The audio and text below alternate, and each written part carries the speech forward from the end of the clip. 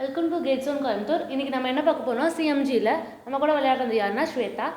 நம்ம ஹிஸ்டோ previous question பேப்பரில் ஸ்ட்ரென்த் ஆஃப் மெட்டீரியலாக பார்க்கலாம். First one modulus of rigidity. Modulus of ரிஜிடிட்டினா என்னென்னா அதை வந்து நம்ம எப்படி ரெப்ரசென்ட் பண்ணுவோம்னா ஜி ஆர் சின்னு ரெப்ரசென்ட் பண்ணுவோம். இதோட இன்னொரு நேம் என்னென்னா ஷியர் மாடுலஸ். அப்போது அதோட ஃபார்முலா என்னென்னா shear stress divided by shear strain தான் நம்ம மாடுலஸ் ஆஃப் ரிஜிடிட்டின்னு சொல்கிறோம். ஸோ மாடுலஸ் ஆஃப் ரிஜிடிட்டியை வந்து என்னென்ன யூஸ் நெக்ஸ்ட் இன்னொரு பேர் சொல்லுவோம்னா ஷியர் மாடுலஸ்ன்னு சொல்லுவோம். ஷியர் மாடுலஸ்னா shear stress by shear strain சொல்லுவோம். Next deformation of the bar. Deformation of the bar formula என்னென்னா பிஎல் டிவைடட் பை ஏஇ. பினா என்னென்னா லோடு, எல்னா என்னென்னா லென்த் ஆஃப் த பார், ஏனா என்னென்னா ஏரியா அண்ட் ஈனா modulus of elasticity. Next same size and same tensile ஃபோர்ஸில் வந்து டிஃபார்மேஷன் ஆஃப் த பார் எப்படி இருக்கும்?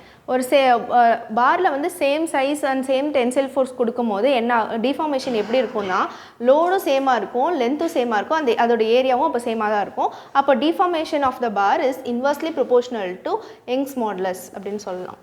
Next relation between E, G, K, mu. இந்த ரிலேஷன் வந்து ஃபோர் ரிலேஷன்ஸ் இருக்குது. ஃபர்ஸ்ட் ரிலேஷன் என்னென்னா E is equal to 3k into 1 minus 2 mu. Next relation enna E is equal to 2c into 1 plus mu. Next E is equal to 9kg divided by 3k plus g. Next mu is equal to 3k minus 2g divided by 6k plus 2g. இதை நம்ம எப்படி ஞாபகம் வச்சுக்கலாம்னா 1 + 2 = 3 ஞாபகம் வச்சுக்கலாம். ஆனால் இங்கே minus வரும். இங்கே 1 + 1 இங்கே 1 இருக்குன்னு ஞாபகம் வச்சுக்கலாம். 1 + 1 வந்து 2. இதில் எப்படி மியூ பாய்சன்ஸ் ரேஷியோ எப்படி வச்சுக்கலாம்னா 1/8ன்ற ரேஷியோவில் இருக்கும். அப்போ 3 - 2 வந்து 1, 6 + 2 வந்து 8ன்றதை ஞாபகம் வச்சுக்கலாம். நெக்ஸ்ட் சடன் ஸ்ட்ரெஸ் லோட் எப்படி இருக்கும்? சடன் ஸ்ட்ரெஸ்ஸில் சடன்லி அப்ளைட் லோடில் அதோட ஸ்ட்ரெஸ் வந்து எப்படி இருக்கும்னா 2 times of the gradually applied load இருக்கும். 2 times of the stress in gradually applied load. இதோட டயக்ராமேட்டிக் ரெப்ரசன்டேஷன் எப்படி இருக்குன்னா இப்போ ஒரு லோடு கொடுக்கும்போது டிஃபார்மேஷன் நடக்கும். இப்போ கிராஜுவலி அப்ளைட் லோடுன்னு என்னென்னா லோடு கிராஜுவலாக கொடுக்கும்போது கிராஜுவலாக டிஃபார்மேஷன் நடக்கும். இதுதான் வந்து கிராஜுவலி அப்ளைட் லோடுன்னு சொல்கிறோம். சடன்லி அப்ளைட் லோடுன்னு என்னென்னா சடனாக லோடு கொடுக்கும்போது சடன் டிஃபார்மேஷன் நடக்கும். அப்போ வந்து இப்படி வரும் அதோட கிராஃபு. இப்போ இந்த கிராஃப்லேயே பார்த்தாலே தெரியும் இதோட மிச்சம் இருக்கிறது தான் இது. அப்போ வந்து suddenly applied load in stress is equal to twice the gradually applied லோடுன்றது பார்க்கலாம். Okay, next unit of strain. Unit of strain first ஸ்ட்ரெயினோட ஃபார்முலா என்னென்னா change in length by original length. Change in length by original length. அப்போ வந்து இதோட unit என்னென்னா metre போடும்போது cancel ஆகிட்டு அது வந்து நோ யூனிட்டாக இருக்கும். therefore unit of strain is no unit. Thermal stress for free பாடி.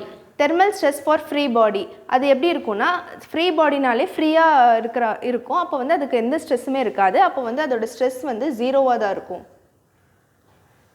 இந்த ஃப்ரீ பாடி வந்து அதோட ஸ்ட்ரெஸ் வந்து தெர்மல் ஸ்ட்ரெஸ் வந்து 0வாக இருக்கும். இதே கம்ப்ரஸ்ட் பாடி கன்ஸ்ட்ரெயின் பாடியாக இருந்ததுன்னா இது ஸ்ட்ரெயின் வந்து 0வாக இருக்கும். Tensile strain 0. Next modular ratio. Modular ரேஷியோன்னு என்னென்னா ratio of their modulus of எலாஸ்டிசிட்டியை தான் மாடுலர் ரேஷியோ அப்படின்னு சொல்கிறோம். That is E1 divided by E2ன்னு நம்ம ரெப்ரசென்ட் பண்ணலாம். நெக்ஸ்ட் மேலியபிலிட்டி. மேலியபிலிட்டினா என்னென்னா ஒரு கம்ப்ரெஷன் ஃபோர்ஸ் கொடுக்கும்போது அது வந்து தின் ஷீட்டாக டிஃபார்ம் ஆகும். அதுதான் வந்து மேலியபிலிட்டி அப்படின்னு சொல்கிறோம். தட் இஸ் ஒரு கம்ப்ரெஷன் லோடில் ஒரு தின் ஷீட்டாக ஃபார்ம் ஆகும். அதுதான் மேலியபிலிட்டின்னு சொல்கிறோம். Next, Poisson ratio of elastically stretched body always remains.